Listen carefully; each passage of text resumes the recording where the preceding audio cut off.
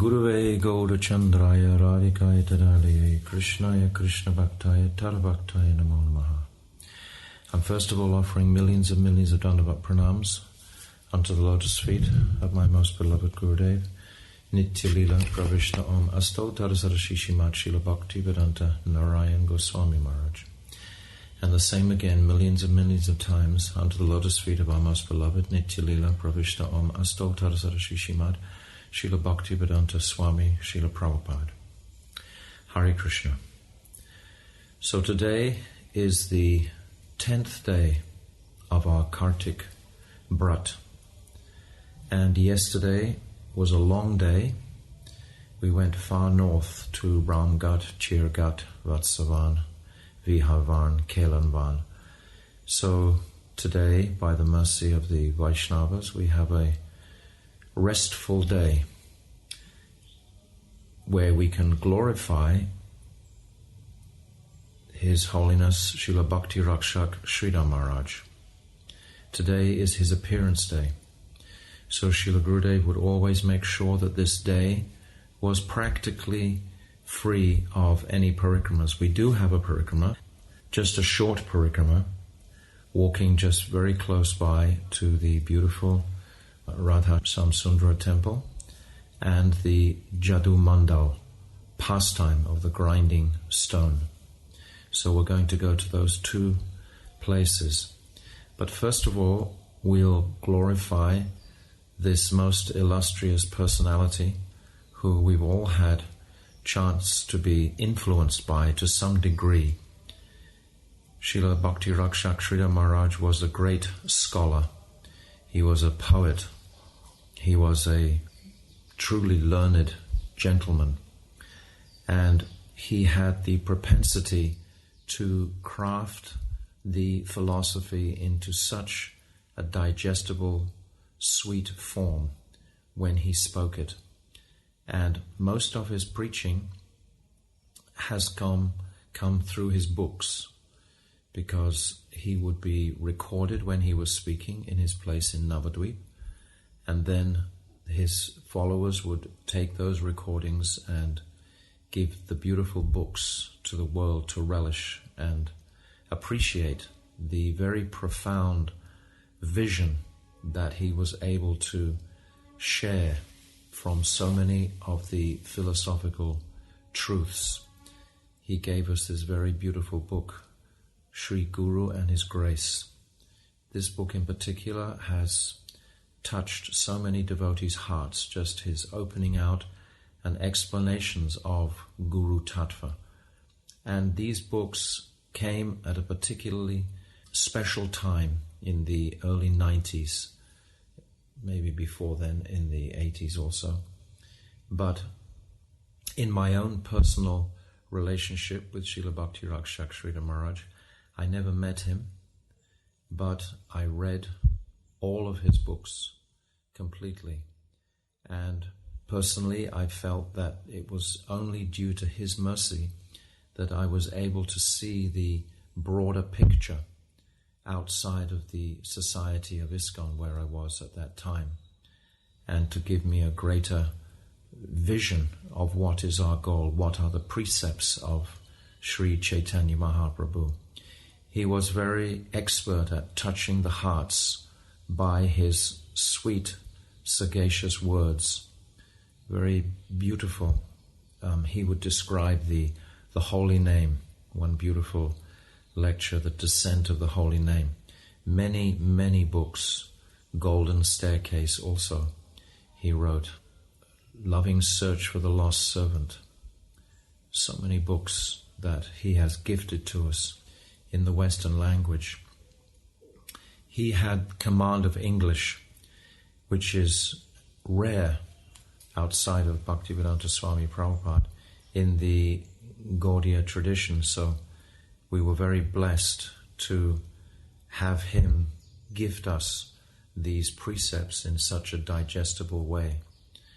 So he was very inspiring for the devotees, especially after the departure of our beloved Srila Bhaktivedanta Swami Prabhupada. When Srila Prabhupada left this world, he told those that were around him at that time to take shelter of two personalities. One was Bhakti Rakshak Sridhara Maharaj, and the other was Srila Bhaktivedanta Narayan Maharaj.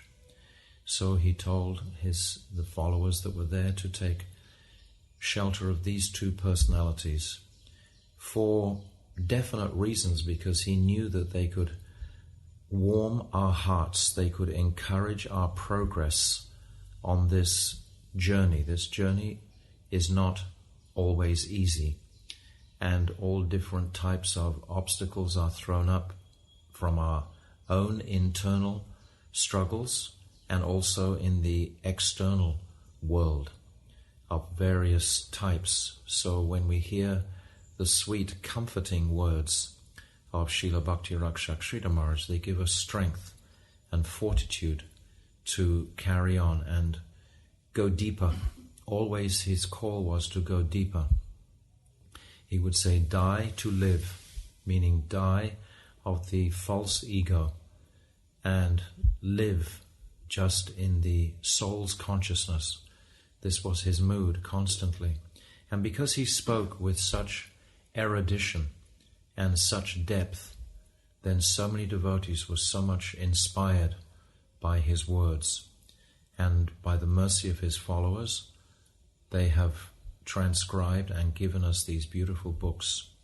So I want to read this morning a few anecdotes that he spoke. Many of the anecdotes that he spoke that have become famous were actually first spoken by Srila Bhaktisiddhanta Saraswati Goswami Maharaj. And then Srila Bhakti Rakshak Sridhara Maharaj, he repeated those beautiful anecdotes.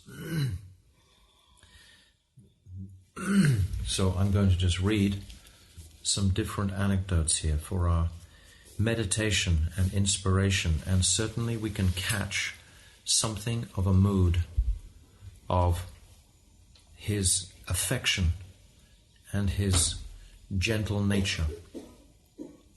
So he said, risk enhances the mood of love. It is a necessary part of the highest form of love, which is very profound when we consider that sometimes we have to be courageous and we have to take a risk for the higher platform. He said, whatever we may experience, the most central need for fulfillment remains love. The absolute king of everything is love. Love's power is unthinkable. Although it is impossible, the infinite is defeated by the finite. Which is remarkable to consider, that infinite potency can be defeated and controlled by love. This is how so many pastimes are described, particularly with the gopis, how their prem controls Krishna. The prem of all the Brijbasis completely controls Krishna, and this is why we follow their moods. He's saying that love is the principle in the center, which is the only fulfillment of all existence. The very gist of existence is there. It can't be ignored or challenged by any other forms or aspects of our substantial existence. It is so unchangeable and absolute. And then again he says, attraction is the most fundamental element everywhere. All else can be eliminated and forgotten if we come in touch with attraction and love. Krishna's first quality out of his 6 qualities, Bhagavan means the personality who possesses all 6 qualities in complete fullness, and the first quality of Krishna is his beauty. That's described as the Angi. And then there are the 3 qualities of opulence, fame and strength. These are the Angas coming from the Angi. And then there are the final two attributes of qualities, fame and renunciation, which make up the impersonal Brahman. But Krishna's first quality is beauty, this attraction and love. And this is what Srila Bhakti Rakshak Sridhar Maharaj is speaking about here. He says, coming in clash with the principle of love, all will have to accept defeat. This is the most substantial thing. After liberation, beyond calculation, devotion, in the highest plane of the whole creation, eternal love reigns supreme. When I personally was first reading these words, they were transformative for me, because I had never heard them described in such a poetic, beautiful way.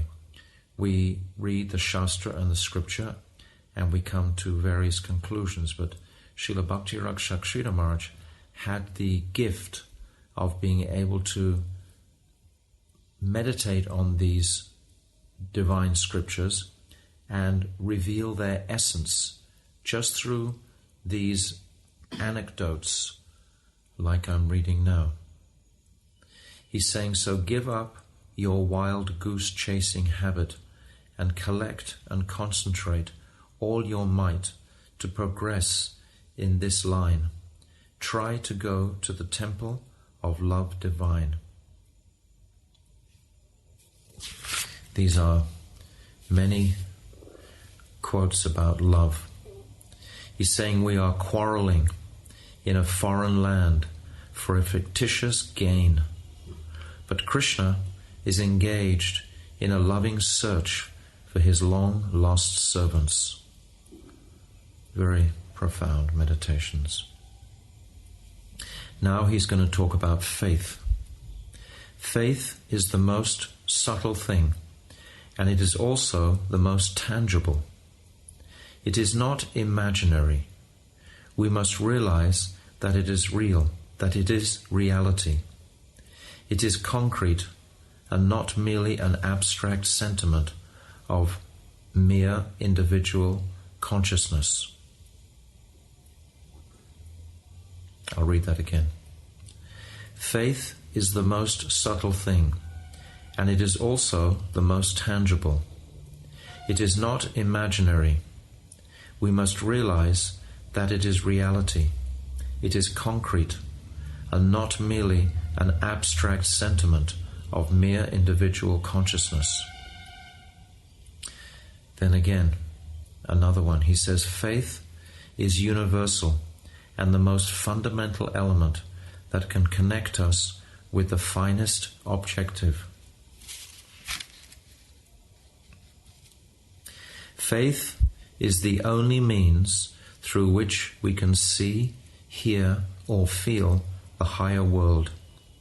Otherwise, it is all meaningless to us. So Shraddha is the foundation. Shraddha is the first stage from Shraddha to Bhajana Kriya, or Shraddha, Sadhusanga, Bhajana Kriya, Anartha Nivritti, then Nishta, Ruchi, Asakti, Bhav. But all is founded on this growing Shraddha. Shraddha Shabde Vishvasa Koi Sudrita Nishchoy. This faith is defined as being that which creates a confidence in the heart, which is steadfast, fully. Faith, another one. Faith has no connection with the so-called reality of this world. It is completely independent. This is so profound. If we had the time to unpack some of these sentences, we could speak for some time. They're all so filled with speciality and sweetness. So this was Srila Bhakti Rakshak Sridhar Maharaj's gift to the world, and we are forever indebted. His books will last as long as all other Shastras are there. They will be there, certainly for the Western audience. I don't know how much influence they've had on the Hindi and Bengali speaking people, but I do know that throughout the Western world that most places have some of his books somewhere in their libraries. So these are gifts that we are always feeling grateful for. In the ocean of faith, many have had their special experience, and that has been recorded in the scriptures. So this is what we're reading about in the scripture. We read many times someone's appreciation of their faith, how their faith has brought them to such a clear consciousness of what is the nature of this world and what is the nature of our sambandha, what is our abhideya and what is our prayojan. So I'll read another one now. There is a world which is guided only by faith. Faith is everything there, and it is so infinite and all-accommodating. Faith is firm convictions that by serving Krishna, all other purposes are automatically served. So now he's quoting one verse directly, this verse I just said previously. This Shraddha Shabde Vishvasa Kaye Sudrita Nishchaya Krishna Bhakti Koile Sarva Karma Krita Haya. And this verse is saying 3 descriptions of faith, that it is confidence, engendering, it is firm, and a certainty. This is what is faith, when faith is in that, with these qualities. And that verse, the translation is Shraddha, means firm confidence that through performing the limbs of bhakti in a mood of loving service to Sri Krishna, all other activities are automatically performed, all desires fulfilled, and all necessities attained. So that's what he's quoting for in that last anecdote that I just read.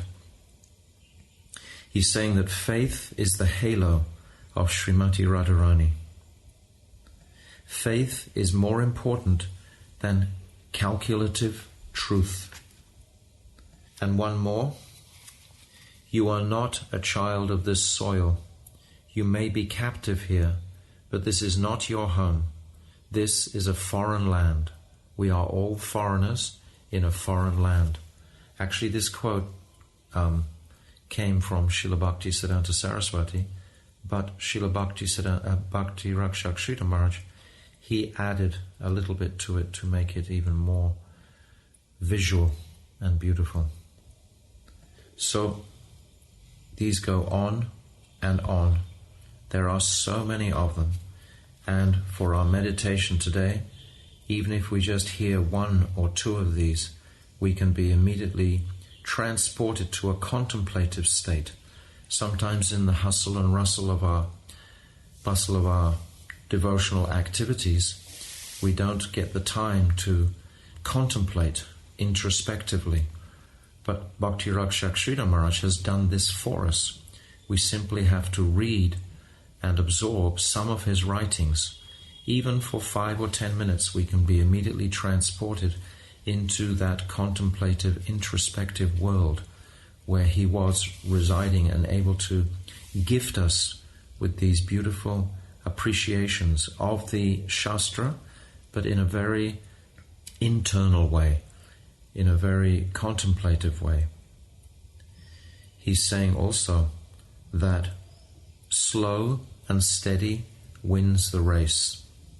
Our march towards the infinite is a long journey, not to be finished in a few hours, a few days, or a few years. So he was always cautioning patience. He writes about humility. Our attitude should be one of humility, and if we think that we are being done wrong, still we should be patient, and under no circumstances should we work for our own position. That should be our aim. This is very beautiful. We are not trying to be putting ourselves self-forward. Srila Bhakti Raksaka Sridhara Maharaj would always describe himself as a backward-pushing man. He was not taking the front line. He spent most of his time in Navadvip. He was doing extensive preaching while his Guru Maharaj, Srila Bhaktisiddhanta Saraswati, was on the planet. But when Srila Bhaktisiddhanta Saraswati left, he was mediating. He was using a lot of his energy to mediate between the different groups that had, or the two principal groups that had formed after Srila Bhaktisiddhanta Saraswati left, which were going through great quarreling together, which fractured the whole Sangha that Srila Bhaktisiddhanta Saraswati had left. And he left that Sangha just as Srila Bhaktivedanta Swami Prabhupada left that Sangha, and Srila Pramod Puri Maharaj left that Sangha, Srila Dvaita Madhav Maharaj left that Sangha, Srila Bhakti Pragyan Keshav Maharaj left that Sangha. They all left those two warring groups together, but for quite some years, 2 or 3 years, Srila Bhakti Raksaka Sridhara Maharaj was very much mediating between the groups. They saw him as the older, wiser personality. He also is responsible for giving sannyas to Srila Bhakti Pragyan Keshav Maharaj, because Srila Bhakti Pragyan Keshav Maharaj saw him as such a senior personality, as a disciple of Srila Bhaktisiddhanta Saraswati. So he talks about higher education. When the lower stands against the higher, offense arises. That tendency should be shunned. Primary education is also education, but that should not compete with higher education. So we should understand what is humility. We should appreciate this. And I'll just read this in conclusion. Ecstasy can exist by itself. Neither existence nor consciousness are complete in themselves. Consciousness alone hankers for ecstasy, and existence without consciousness is to exist with no purpose. Both existence and consciousness are subservient to ecstasy. I'll just read that one again. Ecstasy can exist by itself. Neither existence nor consciousness are complete in themselves. Consciousness alone hankers for ecstasy, and existence without consciousness is to exist with no purpose. Both existence and consciousness are subservient to ecstasy.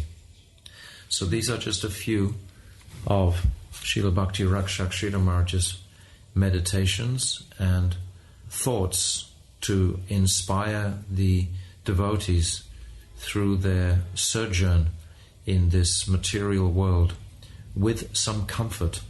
He wrote one small book called Home Comfort, and he gives comforts and warmth to the devotees' hearts in their various struggles to perform their devotional activities and to purify their internal material contaminated consciousnesses. So we are forever grateful to Srila Bhakti Raksaka Sridhara Maharaj. And on this particular day, our Guru Vargya has said that either appearance or disappearance days, it doesn't really matter. It's an excuse and an opportunity for us to remember that personality. And if we remember these personalities on their appearance and disappearance days, there's no doubt that a special mercy will descend on our consciousnesses from them.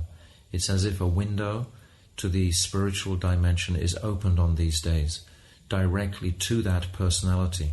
So if we hear his words, or we remember his pastimes, we remember his writings, his teachings, his personality, his glories, his sweetness, his specialities, then something of those moods may manifest in the sincere sadhak's heart.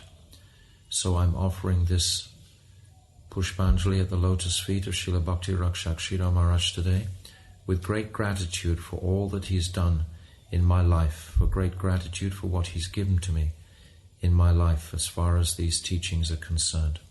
Srila Bhakti Rakshak Sridhar Maharaj Ki Jai, Gaur Premanandi, Hari Hari Bol.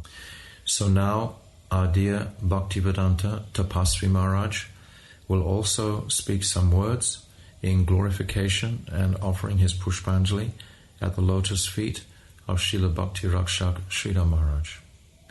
Hari Bol, Hari Bol. Om Agyana Timarandasya Gyananjana Shalakaya Chakshul Nimitam Jena Tasmai Shri Gurave Namaha. Shri Krishna Chaitanya Prabhu Nityananda Shri Advaita Gadadhar Shri Vasari Gaura Bhaktarinda. Hare Krishna, Krishna Krishna, Hare Hare, Hare Rama, Rama Rama, Hare Hare. I offer my heartfelt Dandavat pranams to my most beloved Gurudevs, Nityalila Pravishta, Srila Gaur Govinda Maharaj, to Nityalila Pravishta, Srila Bhakti Vedanta Narayan Goswami Maharaj, and to Nityalila Pravishta, Srila Bhakti Vigyan Bharati Goswami Maharaj, and to Nityalila Pravishta, Srila Bhakti Vedanta Swami Prabhupada, to all our Rupanuga Guru Varga, to all the Vaishnavas and Vaishnavis, my Dandavat pranams. Today is appearance day of Srila Bhakti Rakshak Sridhar Maharaj. He is one of the generals in the army of Sri Chaitanya Mahaprabhu. Mahaprabhu had many generals. As we know, he sent Nityananda Prabhu preaching. And Bhaktisiddhanta Saraswati Thakur, he was one of the main generals in this army of Mahaprabhu. And along with Srila Bhaktisiddhanta Saraswati Thakur came his close associates. Some of them we know because their names are prominent and they are acharyas. And their lila in this earth was to be bold, powerful preachers. And some of the teachers were also in the background, that we may not know their names even. But some were very much in the foreground. I remember Srila Bharati Maharaj told me one time when he said, now you go and preach. We were in Faridabad. And he was giving class. And he was saying that when some senior Vaishnavas came, and I think it was Srila Bhakti Rakshak Sridhar Maharaj from the south, and it was Janmastami, and they had been so happy to come to the mutt. And Srila Bhaktisiddhanta Saraswati Thakur said, well, why did you come? And they said, oh, because it's Janmastami. And he said, so tomorrow you will be leaving for Vrindavan. And that there were some devotees, Maharaj would say, that would stay in the mutt, and he would never send them. They were always with him. So this is the nature of the acharya. Some he will keep close, and some he will send out to preach the mission of Sri Chaitanya Mahaprabhu. So certainly Srila Bhakti Rakshak Sridhar Maharaj was one of those personalities that was sent out. Because, you see, his name was Bhattacharya. Bhattacharya is a name, it's a Bengali surname. And different surnames have different recognition, let's say, status, so to speak. So Bhattacharya like Sarvabhauma Bhattacharya. So Srila Bhakti Rakshaka Maharaj came from this family of Bhattacharya. It means very high-class Brahmin family. And we can say, oh yes, we've heard these before, high-class Brahmin families. But at this time, certainly, in that time when Srila Bhakti Rakshaka Maharaj was growing up, it meant a great deal. They were, these Brahmins were brought up in a very, very careful way. Why? To create a environment of purity. So their purpose in being here to elevate, to educate, could be very purposeful. And also that everybody saw that in their life, their perfect example. They looked up. They had so much honor and respect. Because without honor and respect, you're not going to learn anything from anybody, even though the person may speak so many nice things. But if their activities, how they live in their life, is not perfect, then you'll have some doubt. So Srila Bhakti Rakshaka Maharaj, he came to the Mutt in 1923. And he eventually joined the Mutt because in 1923 he first came, he met Srila Bhakti Siddhanta Saraswati Thakur, was very impressed by his Hari-katha. And you got to understand that Srila Bhakti Rakshaka Maharaj, coming from this very high-class family, actually came from a family of scholars. And his parents were also scholars. So then in 1926, he offered his full participation and became a recipient of Srila Prabhupada's special affection. His initiated name was Ramananda Das. So soon after that, he joined in 1926, so it means that in 1930, he was granted Tridan Sannyas, and he was given the name Srimad Bhakti Rakhak Sridhara, which means the guardian of devotion and the emissary of its beauty. So this is a very elevated title, and certainly we know that his god brothers, even though some of them came later, took sannyas, some of them came earlier than him, took sannyas from him. And one of the most notable is Srila Bhakti Pragyan Keshava Goswami Maharaj. Each one of his discourses was like a thesis. Anybody, and some of what I'm saying, I've heard from Srila Bhakti Vigyan Bharati Maharaj speak on Srila Sridhar Maharaj's, and some of the articles from Srila Bhakti Pragyan Keshava Maharaj's, from Srila Bhakti Vigyan Bharati Maharaj's prachar. So he had such a power of delivery that many high-class people, many scholars became influenced by him because he was able to speak to them in such a way they became fascinated by this Gaudiya Math. And he preached to many people. One of his specialities that is known throughout the Gaudiya Math is his explanation of the Brahma Gayatri. Whereas before, the Brahma Gayatri was, in general in India, the Brahma Gayatri was seen as an impersonal Gayatri. As in terms of, yes, we're offering ourselves to this light, to this energy. Within the Brahma Gayatri, it can be interpreted in that way. But Srila Bhakti Rakshaka Maharaj, he was the one that really brought out this Radha Dasyam in the Brahma Gayatri. That actually this is a meditation on Srimati Radhika. And that Srimati Radhika is the master of that, is the deity of that Gayatri mantra.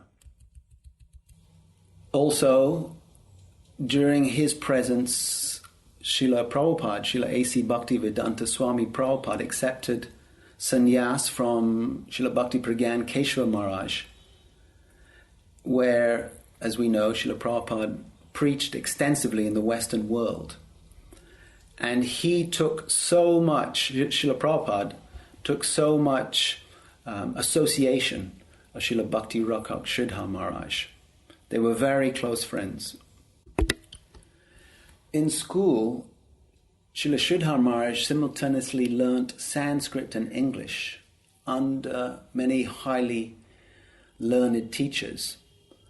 Because he was so expert, he had a natural genius in composing Sanskrit poetry, and this was noted at a very early age.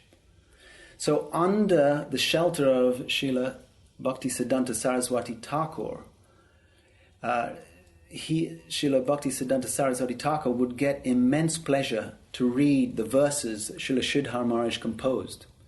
And one especially was the Srimad Bhakti Vinod Vihara Dasakam.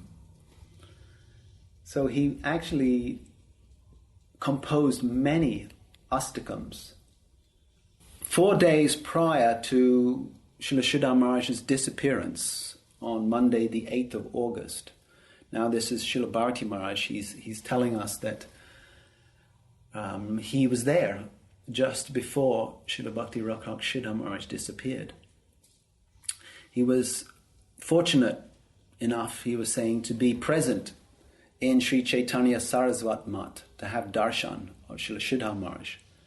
And he stayed there until his disappearance and was blessed to be in his proximity quite often and render service to Srila Sridhara Maharaj.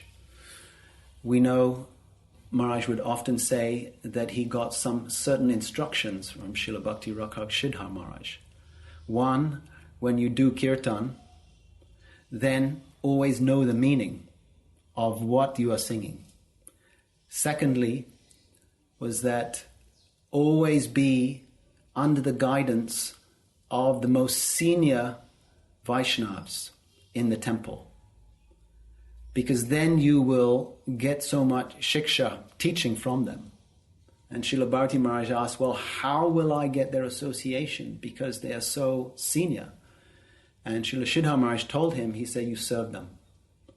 If you serve them, they will be very pleased with you, and they will give you shiksha, they will give you so much instruction.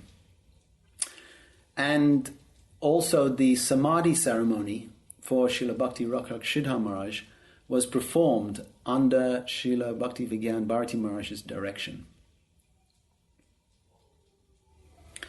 So there's a dialogue between Sriman Mahaprabhu and his associate Sri Rai-Ramanand. And there's what is the question that is posed is, among all sorrows, which is the greatest sorrow? And the answer was given that I cannot think of any sorrow greater than an experience in separation from Krishna's devotees. So truly there is no limit to the pain of separation of Krishna's devotees, and nor is there any consolation. But a devotee of Krishna whose life belongs to Krishna, who is an ocean of compassion, who is full of empathy, he feels the pain of others and suffers when he sees the sufferings of others, who will strive to deliver the souls who have lost Krishna and lead them in his direction by speaking Hari-katha. Who else will selflessly try to dispel the ghost of delusion, afflicting such a fallen, miserable soul as I, who am blinded and bewildered? So this is the feelings of these great Vaishnavas that they feel when their most dear, near and dear departed friends and associates leave, and they feel so much pain in their heart from losing their association.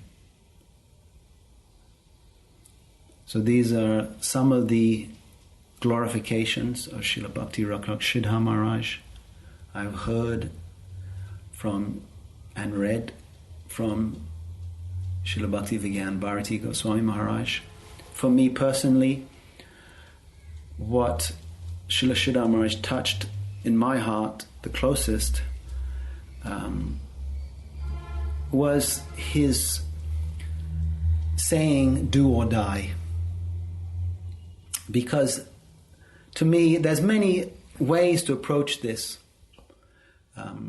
do or die that he explains in many different ways, but ultimately one that connects with me is that this personality eventually needs to die. That we have so much belief in the person, this personality, this character that we live through in this world. And eventually that personality is required to die. Of course, we're talking about the ego, but he put it in such a beautiful way that this personality is a lie. It's not a truth. And the real truth is that this needs to die. And when that dies, then we can truly live. Hare Krishna. Panchakalpa tribhyascha kripa sindhu vaevacha patitanam pavanebhyo vaishnavebhyo namo namaha.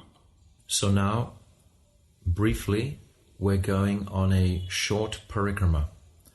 We've heard the beautiful glorifications of Srila Bhakti Raksaka Sridhara Maharaj, and now we have time before lunch to go on a short parikrama.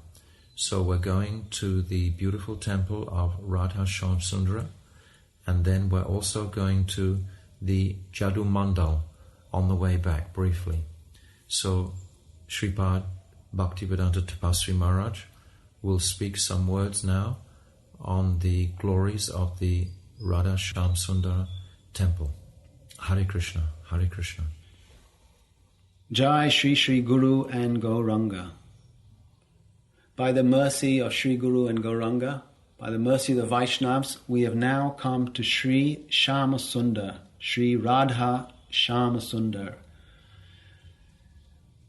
This temple where we are now holds two sets of deities. The large deities are the deities of Shri Baladev Vidyabhushan, who worshipped his deities here, and the smaller deities of Shri Radha Shyama Sundar are the deities of Shyamananda Pandit, Shyamananda Prabhu. So earlier we heard about the pastime of the ankle bells and how Shyamananda Prabhu found those ankle bells and returned them to Srimati Radhika. At the end of that pastime, Sri Shyamananda Prabhu, he was feeling, oh, now I have to go back from this beautiful experience I'm having now with Sri Lalita, Srimati Radharani, back into this material world. And how will I manage the separation from you? So then Srimati Radharani manifested this deity from her heart. And Sri Shyamananda Prabhu took those deities and came back to this world in the sense of again becoming conscious, external conscious, and place those deities here in this temple, Sri Radha Shyama Sundar. He was told not to speak this to anybody except to Srila Jiva Goswami. So when Srila Jiva Goswami saw him, he saw that he was completely effulgent and that he also had these deities, Shri Shri Radha Shyamasundar. So that his samadhi is opposite this temple. Shri Shyamasundar Prabhu's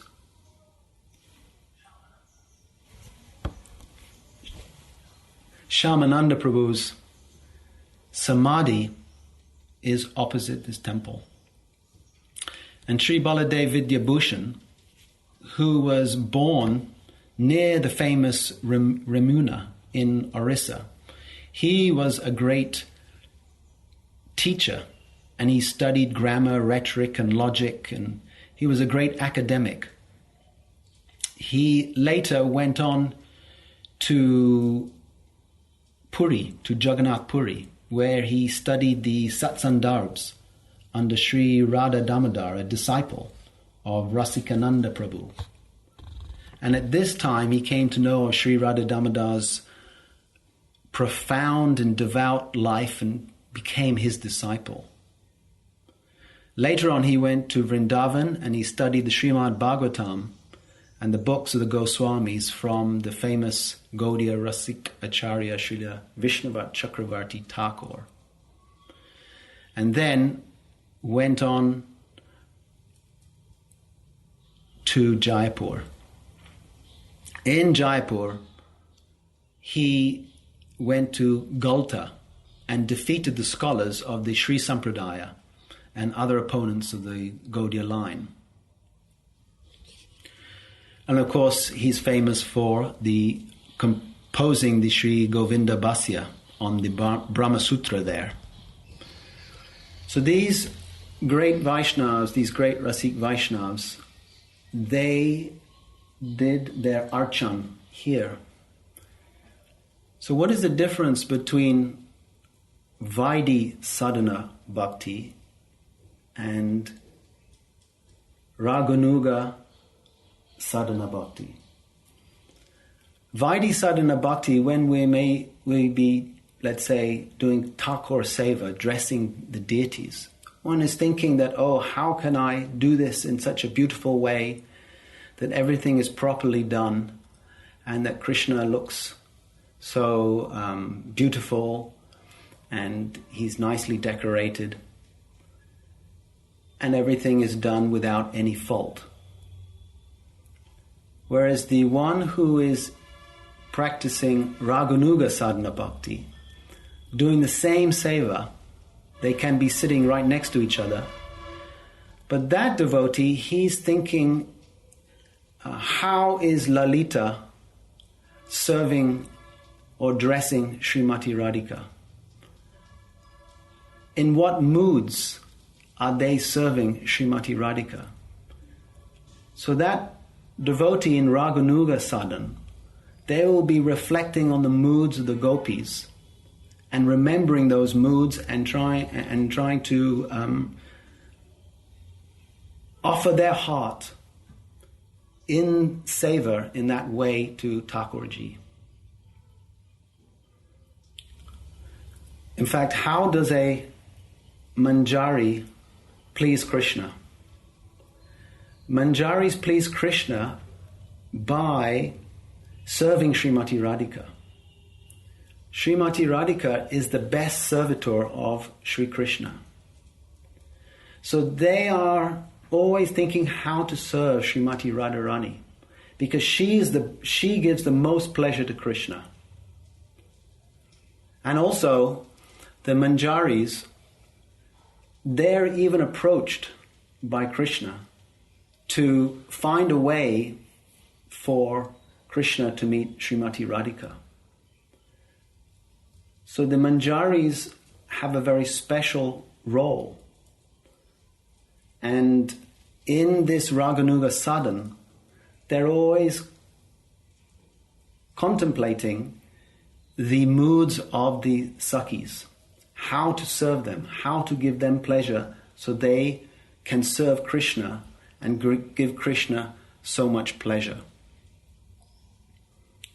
So these great Vaishnavas, they come and teach us these ways of archan, these inner moods, so we can develop a soft heart and follow in their footsteps to please them and our Guru Varga.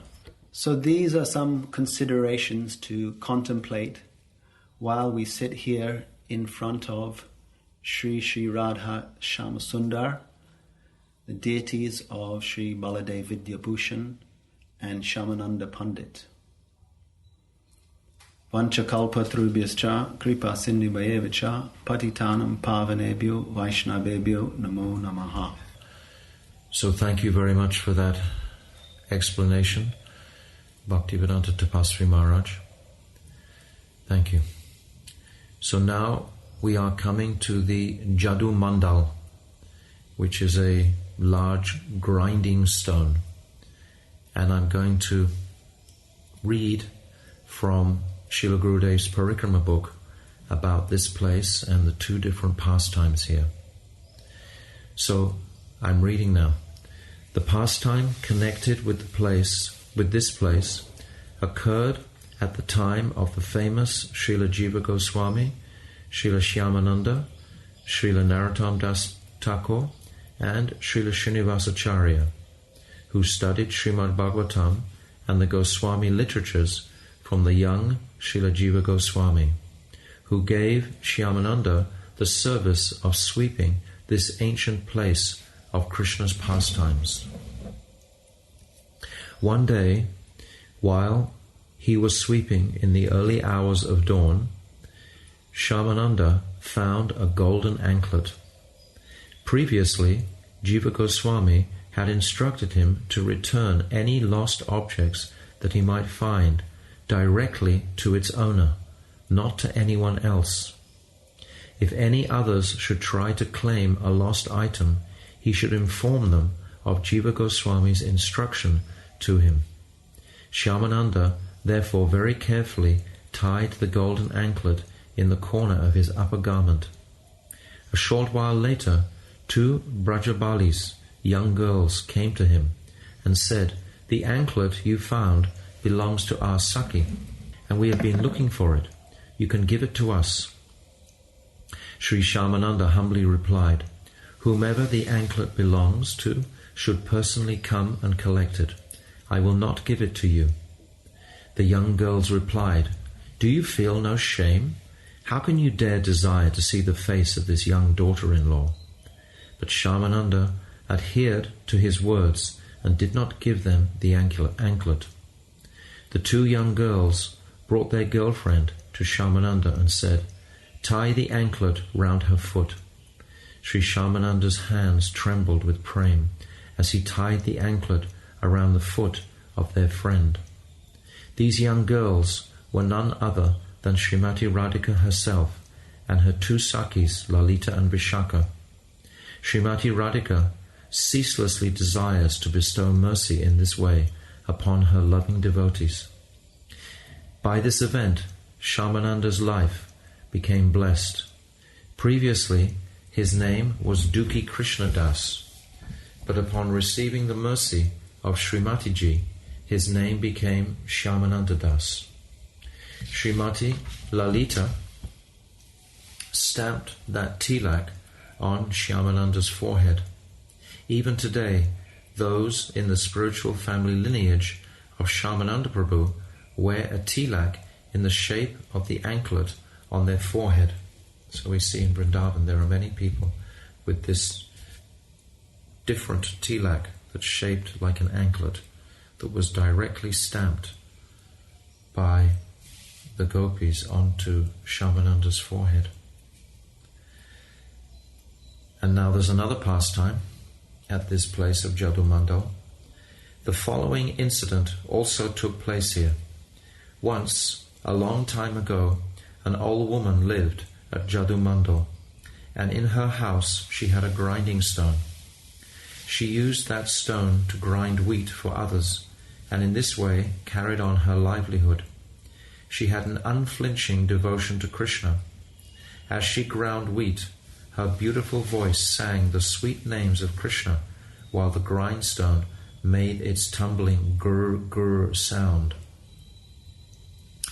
One day, as she was grinding during the early morning hours before dawn, absorbed in singing the sweet names of Krishna, a beautiful dark-complexioned young boy appeared and put one foot on the grinding stone. "Mai," he said, "why do you turn the grinding stone in such a way that it makes this rumbling gur sound? I cannot sleep because of it." The old lady became a little fearful and said, "My dear son, if I do not work the grinding stone, how will I maintain my life?" The beautiful dark-complexioned boy replied, "I will put my footprint on your grinding stone. People will come to take darshan of this footprint and give you generous offerings. Their offerings will easily maintain you. Thus you won't need to use the grinding stone anymore." Saying this, the dark-complexioned boy disappeared. When morning came, the old lady saw that the boy's footprint had fully appeared on her grinding stone. A crowd of people lined up, desirous to take darshan of the footprint, and this crowd increased day by day. The old lady was able to maintain herself easily through the donations she received, and she was always absorbed in remembering this pastime of Krishna. So this is one of the so many millions of pastimes that Krishna performed in Vrindavan and in the different areas around here. But this particular pastime has a tangible object to it in the form of the grinding stone. So we can take darshan of this grinding stone today and see that very footprint of Krishna where he placed it on the stone. So this again is encouraging our faith deeply in the reality of Krishna's manifest pastimes here in Sri Vrindavan. So now we'll return to our temple and take a wonderful feast in honor of Srila Bhakti Raksaka Sridhara Maharaj. Gaur Premanandi Hari Hari Bol Vanshakapatrubhyascha Kripa Sindhavevacha Patitanam Pavnebhyo Vaishnavebhyo Namaha.